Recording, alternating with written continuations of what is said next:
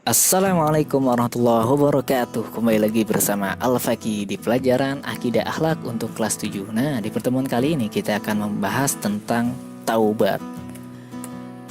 Oke, sekarang pengertian tentang taubat. Apa sih taubat itu? Nah, dari segi tinjauan bahasa, taubat berasal dari bahasa Arab yang artinya kembali. Nah, sedangkan dari segi tinjauan istilah, taubat yaitu sikap penyesalan telah melakukan sifat dan perbuatan salah atau dosa dan berniat dengan sungguh-sungguh untuk tidak lagi melakukan perbuatan salah atau dosa. Nah, jadi di sini itu maksudnya kembali itu kembali untuk berbuat baik. Jadi sikap menyesal, ada penyesalan. Nah, itu namanya taubat. Nah, bertobat itu sebagaimana penjelasan para ulama yaitu mengganti perbuatan yang tercela dengan perbuatan terpuji. Sebagaimana Quran surat Hud ayat 114 yang mana Allah berfirman, "Innal hasanati yuzhibnas sayyi'at." Sesungguhnya perbuatan-perbuatan yang baik itu menghapuskan dosa perbuatan-perbuatan yang buruk. Oke, kurang lebih seperti itu. Sekarang, hukum taubat itu apa sih? Nah, hukum taubat itu wajib bagi orang yang melakukan kesalahan atau dosa. Sedangkan perintah taubat itu termasuk perkara yang diperintahkan oleh Allah Subhanahu wa taala. Nah, sebagaimana Quran surat An-Nur ayat 31 yang bunyinya wa tubu ilallahi jami'an ayyuhal mu'minuna la'allakum tuflihun. Dan bertaubatlah kamu sekalian kepada Allah, hai orang-orang yang beriman, supaya kamu beruntung. Nah, kalau Allah Subhanahu wa taala tidak bersifat kasih dan sayang, tentu menutup pintu taubat bagi hambanya. Maka sebaiknya bersegera memohon ampun dengan lisan dan memperbanyak membaca istighfar. Kemudian memperbaiki diri dengan meninggalkan perbuatan buruk dan melakukan perbuatan yang baik. Nah, di sini tuh kita tuh diajak untuk selalu bertobat kepada Allah Subhanahu wa taala, karena sejatinya Allah itu maha baik banget gitu kan. Karena Allah tuh maha bersifat kasih dan sayang. Makanya buru-buru kita bertobat, jangan sampai nggak kesampaian tuh kita untuk bertobat.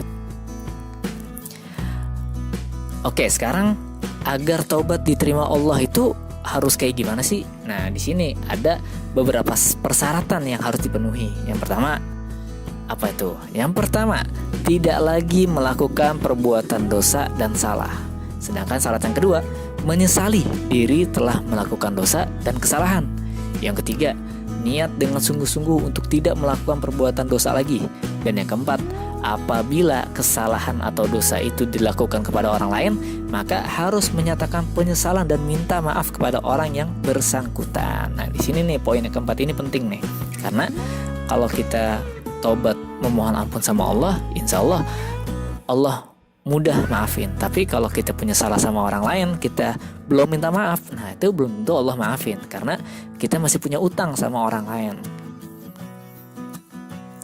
Oke, sekarang contohnya nih, contoh sikap taubat kepada Allah Subhanahu wa taala. Nah, di sini ada kisah singkat nih. Parjo tergolong anak yang nakal karena suka mengambil barang-barang milik orang lain. Nah, di sini mencuri dia nih. Sehingga dia dikucilkan oleh teman-temannya. Parjo sering berbohong kepada teman-temannya. Ketika Parjo mendengar keterangan dari guru akidah tentang bahaya mencuri yang merugikan diri sendiri maupun orang lain dan termasuk perbuatan dosa yang dibenci oleh Allah, Parjo terketuk hatinya. Dia menyesal, kemudian memohon ampun kepada Allah Subhanahu wa taala dan meminta maaf kepada teman-temannya yang pernah ia curi barang-barangnya, serta berjanji tidak mengulangi lagi perbuatannya itu. Nah, jadi intinya taubat itu adalah sikap kembali dari yang tadinya nggak baik, dia kembali menjadi pribadi yang baik. Nah, di sini Pak Arjo nih udah sering mencuri, sering bohong lagi. Akhirnya dia bertobat, nggak pengen mengulangi perbuatan yang jeleknya itu lagi.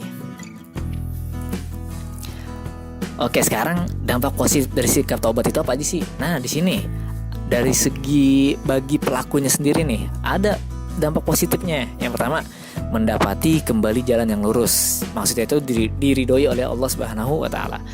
Yang kedua, meningkatkan semangat hidup baru, karena ketika dia udah bertobat, dia tuh semakin semangat untuk menjadi pribadi yang baik, karena dia tuh harus melupakan perbuatan buruk dia tuh untuk menjadi pribadi yang baik. Yang ketiga, mendapat kepercayaan masyarakat lagi, karena biasanya kalau orang yang sering berbuat hal-hal yang gak baik itu di masyarakat dikucilkan gitu kan. Yang keempat, hati menjadi tentram dan tenang gitu, karena udah merasa dia tuh udah meninggalkan perbuatan yang gak baik. Biasanya kalau orang sering ngelakuin hal yang gak baik itu hatinya juga gak tenang. Yang kelima, meningkatkan keimanan dan ketakwaan kepada Allah. Nah, yang terakhir, diampuni dosa-dosanya, dan ini jelas banget. Sekarang dampak positifnya itu bagi orang lain apa aja sih? Oke, bagi keluarga, kerabat, bahkan masyarakat yang pernah tercemar akibat ulahnya dapat pulih kembali nama baiknya. Karena misalkan yang jahat itu kita nih, anak. Nah, kalau kita jahat, itu biasanya keluarga kita juga ikut kena dampaknya. Oh, anaknya si ini nih maling nih, oh si anak ini nih pernah mencuri nih, dan lain sebagainya. Jadi ikutan jelek. Jadi bukan nama kita doang, tapi nama keluarga kita juga ikut jelek. Tapi kalau dia tobat, ya insya Allah nama keluarganya juga ikut pulih tuh, ikut baik lagi.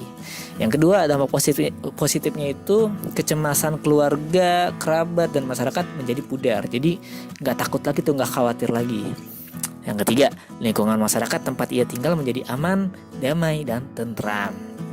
Jadi karena kita udah berbuat baik, kita udah kembali menjadi pribadi yang baik.